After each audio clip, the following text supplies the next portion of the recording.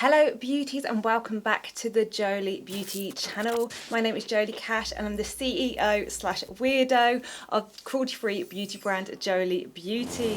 So today we've got another episode of True Crime Glam Time. I'm so excited you guys enjoyed the first episode so much. All your comments and feedback were so welcomed, and today I'm going to be deep diving into another case. This is a case that I've known of for a long time, but you know, I didn't realise just how much information that I didn't know about this case, and there's quite a big complexity to this case, lots of different dynamics, relationships and different points of view on things that happened. So it's quite a complex case to put together, but I feel like I've really deep dived into this one, so I hope you enjoy. This is going to be a little bit of a long one, so grab a cup of tea, a glass of wine, whatever your poison is, no pun intended, and let's crack on into the Peterborough ditch murders. So the Peterborough ditch murders are of course linked to female serial killer Joanna Dennehy. Joanne or Joanna, it changes throughout the landscape of the internet, and I call her a serial killer, but actually when I look at the case I would put her more in the spree killer category. I think some of these killings were very personal, very savage, but we've also got a number of blitz attacks here. And if you don't know what a blitz attack is, it is an attack on somebody that is completely unlinked to the attacker. So in that way, this case is very unusual. It's very unusual for somebody to be so aggressive to somebody they have no idea who they are and they have no agenda to harm. You can see why she might be one of the most feared women in the UK prison system. Joanna Dennehy is just one of 3 women that has been given a whole life sentence in the UK, which means she's not eligible for parole and she will never be released from prison. And I think that could be a good thing looking at this case. The only other 2 women that have had the whole life sentence bestowed on them is Myra Hindley and Rose West. So you can kind of see what kind of crowd we're dealing with here. I did ask you over on my Instagram, that's jolie.cash, that's my personal Instagram if you want to catch up with all the true crime news that I put over there. But I wondered if you wanted this as a 1-part or a 2-part, and you guys asked for a 1-part, so this is going to take me a couple of hours to film. So when I was looking into this case, I really wanted to get these slight details in because I feel it gives a really big picture of who Joanna Dennehy is, and maybe even tells you maybe why she did some of the things she did, because actually looking at statements Joanna Dennehy has made, it hasn't been very clear, you know, why she did the murders and why she did the attacks, and there isn't much agenda. So I hope this is a really interesting deep dive. Let's do our housekeeping. So obviously in today's video, we are going to be talking about topics like murder, violence, sexual violence. There is a little bit of sexual assault and things like that in here. So if you feel like you might be sensitive to any of these subjects, please put your mental health first. Look after yourself, click off this video, and I'll see you in the next episode.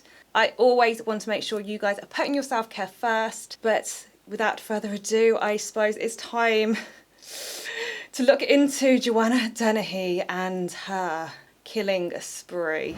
So Joanna Dennehy was born in 1982 and she was the firstborn daughter to parents Kelvin and Kathleen. And she had a little sister and her name was Maria. Looking at Joanna's early life, she had a really stable upbringing. It doesn't seem like there was anything particularly wrong. Her parents had normal jobs and they lived in a very middle class town. Her sister says their upbringing was happy and she was really close to her sister Maria. They even had a secret language together. Joanna's mother even said that Joanna was a very sensitive girl. She was the kind of girl that if she trod on an insect, she would be upset about this. And she would even take insects and worms to bed with her to nurse them back to health. I mean, it sounds like a very compassionate and, you know, loving little girl. Her teachers at school used to say the same thing, that Joanna was very polite and caring, and she used to have normal hobbies. She used to be in the netball team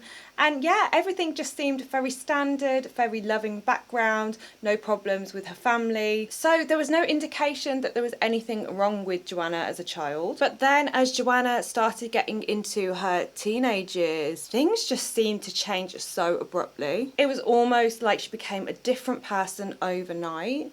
And she started drinking and smoking and just generally hanging out with the wrong crowd. Looking at all the evidence, there doesn't seem to be anything specific, like any trauma that caused this change. Joanna just seemed to go off the rails. Her attitude in school also began to change, so Joanna became a bit of a bully. She took great pleasure in getting the boys, especially at school, to do her homework for her, and if they didn't do it, she wouldn't really mind giving them a slap. She also told certain classmates that they'd be better off dead and that she could help kill them, which is just horrendous. I mean, that kind of bullying can stick with you for a lifetime. Alongside the drinking and the smoking, Joanna also started to date older boys, and one of her boyfriends was 18 when she was 13.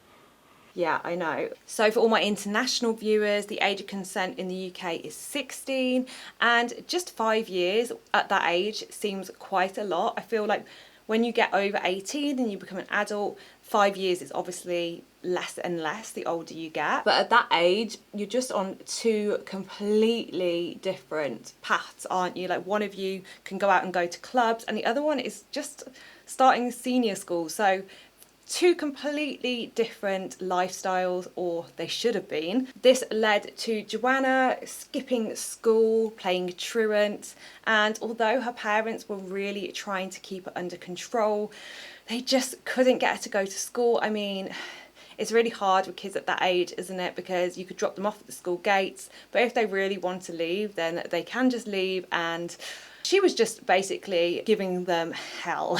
And at this point, the drinking and the drugs were getting so much worse. At 14 years old, Joanna got a new boyfriend, and this was a man called John Trina. And I say man because he was 20 years old, so these age gaps are just getting bigger and bigger. And obviously the parents were not very happy with this at all. She was underage, he was a 20-year-old man, I mean, who would be? And they really tried to keep them apart. They even started chaperoning her to school and just making sure he was away, but he would wait for her by the school gates. And I feel like when you're trying to separate a teenager from someone, it almost pushes them closer towards them, doesn't it? So this tactic wasn't working for them, and it was actually pushing their daughter more into John's arms, in their eyes. But eventually things just came to a head, and this did lead to John and Joanna running away together. So they ran away, but it didn't seem like they really got too far. They were actually found in a tent in the shrubland near their parents' land. And of course, her parents wanted to get her out the tent and back into the house. Hello, Loki. You got a sock. And at this point, this is where Joanna gave her parents an ultimatum. They either let John come in and live with them, or she was going to disappear forever.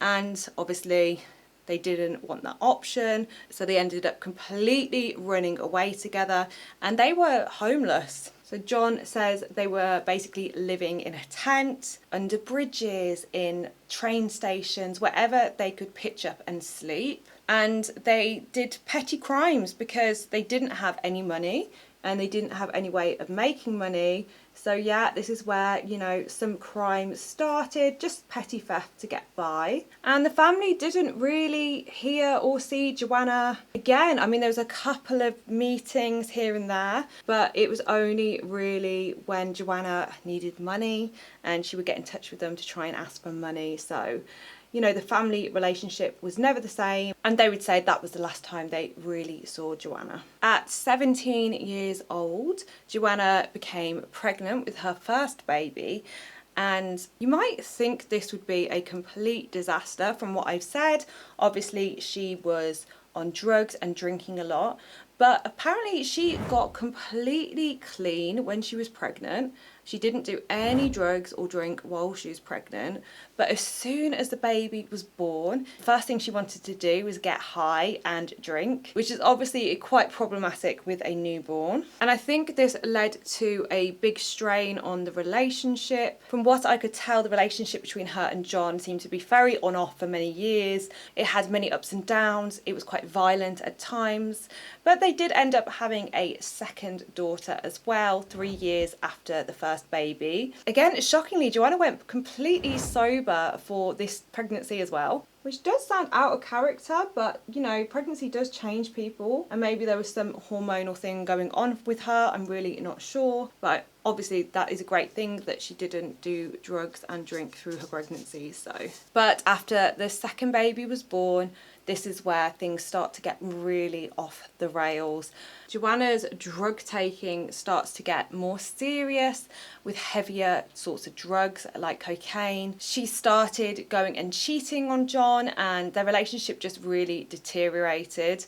There's accounts from John, you know, where she's come back home with needles hanging out of her arm, and just generally not the kind of environment you'd want to bring two children up in. There were even reports of Joanna trying to bathe the children in boiling hot water. So one night Joanna came home, obviously in a state, and she started threatening John with a knife. And I think this is the thing that just broke the camel's back. The children at this time were 7 and 10, so they were starting to really understand what was going on in the house, and I think John had just had enough. And he actually took the 2 daughters and he left. It does sound like a really abusive and a violent relationship. So of course it's in their best interest that they wouldn't be with their mother. And you think Joanna would be very concerned having her daughters taken away, but no, Joanna didn't even make a single attempt to get her daughters back. So that was the last time she actually saw her daughters. So after this point, it seems Joanna just spent her time really in and out of prison. It was mainly petty crime, so stealing, and her drink and drugs had got very out of control at this time, which obviously led to her doing more crime. For money, obviously, as I said, she was stealing, but she was also being a prostitute at this point as well. In 2013, she served a 14-week prison sentence for, you know, petty theft, as we said. And after she was released, this is where the rampage of Joanna Dennehy begins. Hold on to your hats. On March 30th, 2013, there was a dog walker walking in the Peterborough countryside when his dog starts acting a little bit unusually, and his dog is kind of signalling to him to come and look at something. So over he goes, and he did not expect what he was about to find. So he found a body of a man, but the body was left in a very, very unusual position.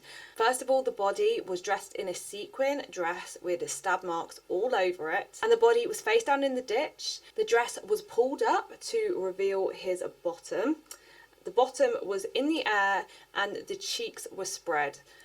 So you could see that this was very undignified way to leave a body, and the police said that the body was posed and positioned. So take from that what you will, but to me it was like the person that put it there wanted it to be found, you know. The police actually stated it would be quite an effort to even leave a body in this position, and they knew it was a deliberate dumping. So the first port of call was, of course, to try and identify this body. So of course they scoured the missing person reports, and a name came up which seemed to match, and this name was Kevin Lee. So Kevin Lee was a 48-year-old landlord, and he was a married father of 2. They were pretty sure it was Kevin as well, because they actually found his burnt out car not too far away from where the body was found. His wife had spent the whole night completely worried, ringing his phone because Kevin hadn't turned up. And this was quite unlike Kevin. And this actually became a really crucial part of the case, because when Kevin's wife was ringing this phone, it actually connected Kevin's phone to a mast. And this mast gave the location of where the phone was. And then they were able to track all the other phones that were in the same location as Kevin's. And guess who that phone belonged to? Yes, our good old friend Joanna Dennehy. So it didn't take her very long to become the prime suspect in this case, but the police were a little bit confused because obviously Joanna Dennehy, she's quite a small and petite woman. How did she manage to get Kevin's body into this ditch, into this position? It just didn't really make sense, and they couldn't see the full picture. So you might remember that I said Kevin was a landlord, and he did actually have a connection to Joanna Dennehy, and that was that his housing actually catered towards more vulnerable people. And of course, as I mentioned, Joanna had just come out of prison, so she obviously didn't have a job or any references, so she was actually linked up with Kevin Lee so he could put her in his housing. When Kevin and Joanna met, she actually told Kevin that she'd just done 8 years in prison, and the reason she had is because her dad was molesting her for her whole life and she killed him, which is an absolute fabrication. For one, she definitely didn't kill her dad. Her dad is very much alive, and two, there were no reports obviously before this that there had been any problem with Joanna's dad, and it's something that he obviously strongly protests. So this isn't unusual for Joanna to make up something like this. Throughout these stories, you can see she is a pathological liar. She also said in her stories that she had run 2 people over and burnt somebody in a house as well. So really off the wall, you know, like really unnecessary lies. And this is something that you'll just see from Joanna again and again. It doesn't really matter who you are. She could literally just sit in front of you and tell you as many lies. She doesn't even care if you know she's lying, put it that way. I think you start to realise through this that everyone's just a bit of a pawn in Joanna's, you know, game. You'd think this information about Joanna, you know, killing her father might have Kevin running for the hills, but oh no. From accounts, he actually seemed to very much warm to Joanna, and their relationship became more than tenant and landlord. Joanna was actually living for free in the accommodation, and he even bought Joanna a car. A lot of the other tenants said this is very typical of Joanna. She just seemed to have this magnetism, this charm with especially men, and she just seemed to be able to get what she wanted out of them. There are a lot of men in this research that have called her charismatic, magnetic. You know, Joanna's got some charm about her, and she just does seem to be able to get men to do whatever she pleases. Kevin also had another reason to keep Joanna close. As we've discussed, Joanna was, you know, a really tough woman, and she intimidated a lot of the other tenants. Kevin had many problems with tenants that didn't pay on time or didn't leave the accommodation when they were asked to. So he used Joanna as a bailiff, and he sent them round to intimidate these tenants until they paid up. This was also backed up by the fact that Joanna had another mate, and his name was Gary Stretch. Now, Gary Stretch is quite an important part of this story. So, Gary Stretch is, as the name suggests, he's a pretty tall guy. So he is actually 7'3". My God. I mean, I've got some friends that are 6'4", and they are like huge. I can't even imagine like another foot on top. That is absolutely insane. And he was a small-time criminal. So obviously, her with her intimidation and Gary together, Kevin had his dream team, and all his problems of these non-payers and these people that wouldn't leave the accommodation literally went away. There are also some details that would lead you to believe that perhaps Joanna and Kevin were having a sexual relationship as well. Phone records do say that on the day that he was murdered, Joanna texted Kevin and said, "I'd like to put you in a dress and rape you." Nice. And this wouldn't be unusual for Joanna. There was lots of reports saying that Joanna, you know, was quite rough with her sexual partners, so she would cut them and punch them when she engaged in intercourse. And after her arrest, she was actually diagnosed with paraphilia sadomasochism, which is basically where you enjoy inflicting pain on your sexual partners and that gives you pleasure. These tendencies that she had in the bedroom weren't really hidden. You will often see photos of her and she'll have some handcuffs attached to her trousers on display. There were a lot of talks how she used to consume a lot of violent pornography, and she was a habitual self-harmer as well, so she used to cut herself and also cut herself during sexual intercourse too. Obviously, in no way am I suggesting that people that have these kind of sexual kinks like BDSM are prone to being murderers. I think what is important to draw from this is she always had this kind of pleasure for causing people pain and humiliation, and that was even present when she was a bully in school, so it's kind of a recurring theme throughout her life. There are many people in the BDSM scene that do manage to contain these things to the bedroom and not go on a killing spree. So after Kevin's body was discovered, Joanna was obviously the main suspect, and they went round to her accommodation, well, Kevin's accommodation that he owned, that Joanna was living in, to search for clues, and they ran some forensics there. And of course, they found lots of traces of blood, and they did find out that this is where Kevin was stabbed those 5 times. But they also found some other interesting things. So while they were at the flat, they spotted a blood-soaked mattress in the yard. And of course, seeing a blood-soaked mattress, you would think, right, that's where Kevin was murdered. So they took it and they ran the forensics on it. And the blood on the mattress didn't match Kevin's. So now they knew that Joanna Dennehy had either seriously injured or even murdered somebody else, and this was the blood on the mattress. Oh, Joanna. Just a bloodbath, isn't it? So the police did not know at this point, but Kevin Lee was not Joanna Dennehy's first victim. Oh no. The blood on the mattress turned out to belong to a 31-year-old Polish national, Lukasz Szlawowski. I'm sorry if I butchered that name. I tried my best. He had met Joanna just a few days before, and he was really keen on meeting up with her again. So they've been having text messages together, and he was even messaging his friends and saying that he'd met an English girlfriend. So he was really keen on Joanna. What man isn't at this point? And when Joanna sent him a proposition to come over to her flat for some, Lucas went over and visited her on March 19th.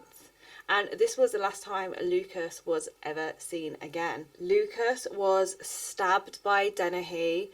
It was a single stab and it was straight through the heart, which proved to be fatal. His blood traces were also all over the flat. I don't think Dennehy really cared about being caught because there was just so much forensic evidence. And also, get this, she put the body of Lucas in a wheelie bin and showed the body to a 14-year-old girl. I mean, this is just so unbelievable. It's absolutely abhorrent. This just goes to show what lack of attention and care these murders really had. It just seemed so sporadic and so careless. She has no feeling about it. She's not scared of getting caught. And I think that's what makes her such a scary individual, because you never quite know what Joanna's going to do next. But she does do a lot more next. I really hope that 14-year-old that Joanna showed that body to is doing okay. I mean, I can't even imagine the trauma of just seeing that randomly, just living your life and then being shown a body in a bin. It's absolutely disgusting. And, Joanna doesn't stop there. Oh, no. There's a victim number 2 before Kevin. So, there's a few days that go by in between this, and they do believe that the next victim and Kevin were actually murdered on the same day. So, the next victim was called John Chapman, and he was a 56-year-old. He was a Falklands War veteran, and he was actually living in the same accommodation building as Joanna. So he lived in Kevin's apartments. John was going through a hard time. He wasn't coping very well with losing his wife, and he did have a bit of an alcohol and drug problem, but a lot of the residents would say that he really kept to himself and he didn't get involved in many issues. So what happens next is just a complete mystery to why this needed to happen. So John was attacked by Joanna Dennehy and he was stabbed multiple times in the chest. The forensics said with the way the blood evidence was, it seems like he didn't really fight back, and this is probably because he was intoxicated. It wasn't very unusual for John to have a heavy session and then go to bed, and this is kind of how he coped with his problems.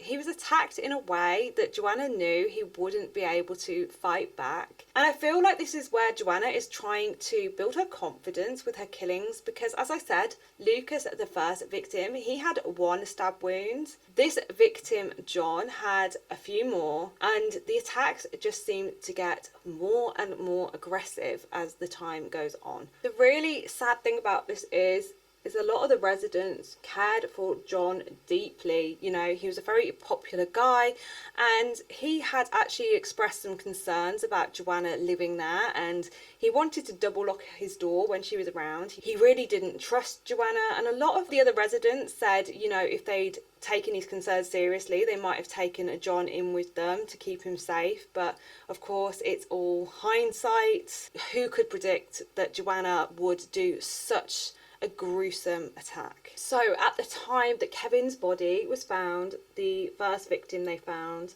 they didn't know that Lucas and John were also victims. Lucas was murdered around a week before, but because he was pretty estranged from his family, it wasn't unusual not to hear from him, so he hadn't been reported missing or anything. It was only when they found the body of Kevin that they started looking into Joanna Dennehy. And this is when the manhunt began, or should I say woman hunt. So like I said before, when Kevin was found, the police were quite stumped to how Joanna had managed to carry Kevin to this ditch. She was a small petite woman, but they didn't know about her accomplice, Gary Stretch. So Stretch was basically at Joanna's beck and call. He was another man that was under Joanna's spell, and she seemed to just be able to get him to do whatever she wanted. So when she murdered Lucas, the first person that she called was Stretch to help her out and help her dump the body. Stretch just seemed to go along with this and help her with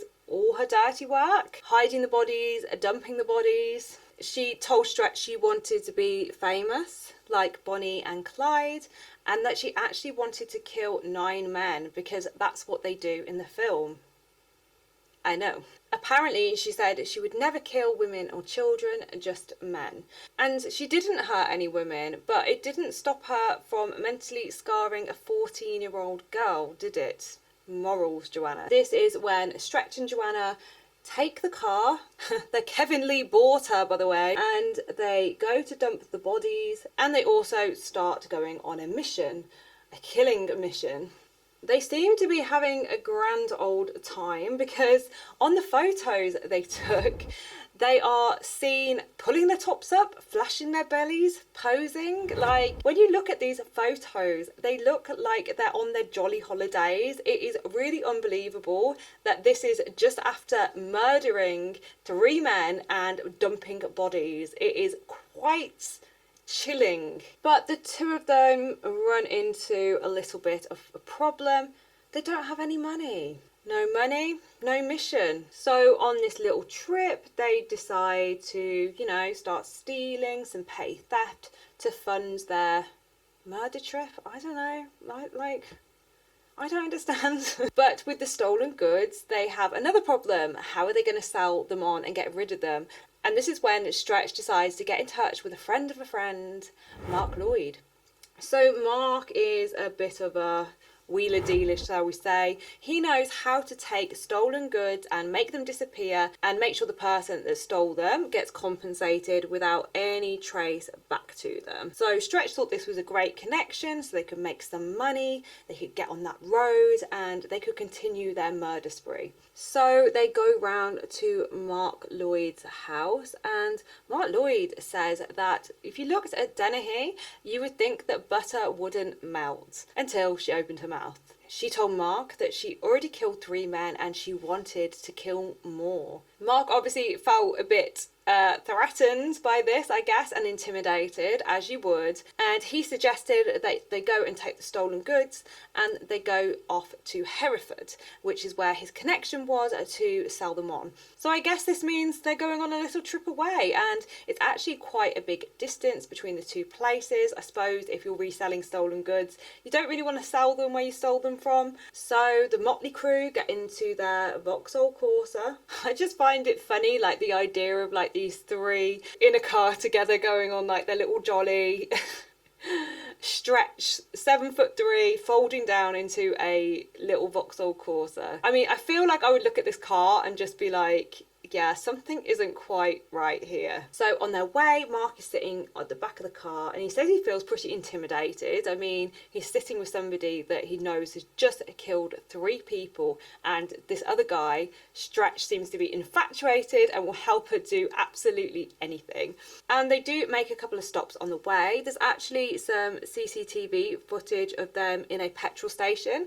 In the UK, all petrol stations have CCTV, so it's not surprising they were caught on here. And it's Mark Lloyd and Joanna who actually go into the shop together. And if you just look at the footage, you just see Joanna kind of cuddling Mark Lloyd from behind, and it looks quite friendly, really. But what you can't really see is it's actually a veiled threat. So she has the knife and he knows it, and she's kind of like pressing against him. She's asserting her authority, and while she's doing this, she is actually like flirting with the cashier behind the till. So this lady behind the till, she comments how she has a nice behind and tells her basically to spin around for her. And this is just another show from Joanna of like power, dominance. She's dominating Mark. She's kind of intimidating and inserting her charm over the lady behind the till. And I just think this is really important to note because it really just shows what kind of person Joanna is. And actually, these little stops along the road are the downfall. Oh, I've got something. How long did I have that there, guys? Damn it. You could have told me. So actually these little stops would be the downfall of these 3, because along the way they did actually steal some food, you know, some bickies, some Jaffa cakes over the road, because obviously a killing spree, you know, it's hungry business. But the police that was called to review the CCTV actually spotted the 3 of them, and the reg was given to the other police investigating the murder of Kevin Lee, because that had been a national case now, and there was a national manhunt on for Joanna Dennehy. So luckily the police managed to link those 2 cases, and they had the reg of the car, so they knew exactly how to track it. In the UK, we have these automatic license plate trackers, so all they have to do is put the plate into a system, and on every single motorway, the cameras will automatically search for the plate and track it, so there really is no getting away once the police have your reg. I think it's amazing how the police managed to do that so quickly, but it wasn't quite quick enough. So according to Mark in the back of the car, once they got to Hereford, this is when Stretch and Dennehy start searching for another victim. And this is what we call a blitz attack. So they were just looking for someone to attack, and they had absolutely no idea who this person was. They had nothing against them. And what happens next is just terrifying. So Robin Baruza, he was a retired fireman, so a hero, and he was out walking his dog when he thought he'd been punched in the back. He then turned around and he saw Dennehy coming towards him with a knife, and Dennehy told him that she wanted to kill him. John really fought back. I think Dennehy thought she'd done enough to kill him, and she fled the scene, and John was left with multiple stab wounds. But miraculously, he survived, and he managed to actually get back home to his wife. He dragged himself for 2 miles all the way home with these stab wounds. I mean, how incredible. And obviously his wife managed to ring an ambulance, but as that air ambulance was on its way to Robin, they got a call about another victim. Joanna Dennehy had struck again just 9 minutes later. Her victim this time was John Rogers, who was also walking his dog. And according to Mark Lloyd in the back of the car, this attack was so violent. When Joanna had finished stabbing him in the back, she turned him around to stab his front. He got over 40 stab wounds. But miraculously, after 10 days in hospital, he survived. So there's something about these 2 attacks that are even more terrifying, just because they are blitz attacks, which means the victim and the assailant don't know each other. It is so random. That could be anybody's dad or uncle or relation or friend walking their dog, minding their own business in a really lovely area like Hereford. You just wouldn't expect that to happen. And obviously there was a lot of pressure on the air ambulance crew as well, because there wasn't crazy amounts of resources. They're not used to dealing with multiple stabbings, so the emergency services were going wild trying to like save these men. But luckily they did manage to, and thank goodness, because that would have been 5 victims of Joanna Dennehy, and she planned at least 4 more. And although these men are survivors, I can only imagine the mental trauma after that. They have both said that it's really affected their lives and their confidence, and just being able to go out normally and not be in fear. And I can imagine that's been such a hard thing for them to deal with. A trauma like that can really make you look at the world differently for the rest of your life. I did forget to mention that she actually stole John, the second victim's dog, as well. She took it with her. I mean, so the police are starting to catch up with Joanna Dennehy, and they're tracking down this motley crew. So eventually the police get to the car, and Joanna is sitting there with the dog on her lap, and her companions weren't at the car. And there's quite a mix of stories here. Some people say they ran away from the car to get away from her, and others say they just went into the house to sell the stolen goods and meet the guy that was doing that. So I don't know which one it was. So the police finally have their hands on Joanna, and of course they arrest her. The dog is given back to the family, of course, and Joanna just acts like any normal person when they're arrested, and, you know, starts singing in the rain.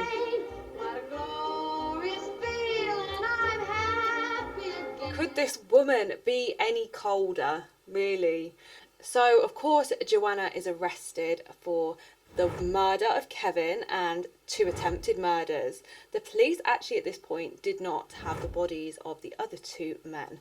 And you think at some point that you'd see some reaction from a murderer about this? Some fear, some remorse, some anger, something. But no, Joanna is as cheery as can be. There's actually footage of her in the police station, and she's having a laugh and a joke with the police officers, and she's even flirting with them. I know. But this is what Joanna Dennehy is. It is the charm offensive or its threats. I feel like there is no in between. In this footage, she even compares her murder charge to having a Sunday roast. That makes me feel so good. Real sexy. Right, so 1 out of 4, attempted murder and murder. You've been arrested on suspicion of attempted murder and murder. Could be worse. So tiny. Oh, thank you. Tiny. I've never been called tiny. I feel really flattered now. Thanks. You're welcome. That's lovely. It's not bad for a murderer. It's attempted murder, isn't it? So going down for Sunday roast. It just shows you what kind of person Joanna Dennehy is. I mean, if 3 murders and 2 attempted murders doesn't already. So eventually the bodies of the other 2 victims are found, and the police actually think they've taken the same call twice, because one officer phones in the discovery of a body, and then there's another call straight away for another body, and obviously the person that's receiving the calls can't believe it's 2 bodies, so there's like a bit of a miscommunication. But yes, the two bodies were that close together and they were so badly hidden. Like I say, I don't think this crime was ever meant to go uncovered. It's not that kind of case. Joanna Dennehy wants you to know what she's done, and she has no shame or remorse in it. The police also track down Stretch and he is arrested under armed force. I'm not sure what happened to Mark Lloyd at this point, but of course at some point he gets connected to the case and all three of them go under questioning and are arrested. So of course this goes to trial, and a big case was built against Joanna Dennehy and Stretch, of course, but Joanna had one last attention-seeking move up her sleeve, of course. She didn't mention even to her defence team, but when she got into the dock to enter her plea, she screamed, "Guilty, guilty, guilty," over and over and over again. The defence had no clue she was going to do this, and it was literally just one big chunk of drama. Obviously, for the victims' families, this meant they didn't have to go through a massive trial, and the only person that really was trialed next was Stretch, of course, with his involvement, and he also got a life sentence for manslaughter with a minimum of 19 years. Mark Lloyd, the passenger, he didn't get anything. I mean, he was just a witness to the crimes. You know, as far as we're aware, he didn't really have any involvement. He was just sitting in the back of the car. And he has appeared on many, many documentaries about this case. Joanna Dennehy has never given an indication of why she made these attacks. I think the reason she's labelled as, you know, the UK's scariest prison mate is she doesn't seem to have calmed down much. Every couple of years there seems to be a new story about Joanna in the press, and it doesn't seem like much has changed. There have been reports that Joanna even got into an altercation with Rose West. The two of them were in the same prison, which is Bronzefield Prison in Middlesex, and they got into a confrontation so bad that Rose West actually had to be moved. There can only be one sadist in a prison at a time, apparently. There have also been other stories about her being involved in prison guards, laying the charm on. It's hard to know what to believe in the press, but it certainly hasn't been quiet about Joanna Dennehy. And this year she's actually engaged to be married to one of her prison mates, even though she's never going to get out. I think the other people we have to mention in this case are Joanna's daughters. One of John and Joanne's daughters, Cheyenne, has gone quite public with her experience as having a mother like Joanna Dennehy. She has been brought up very happily with her father, John, which is fantastic news.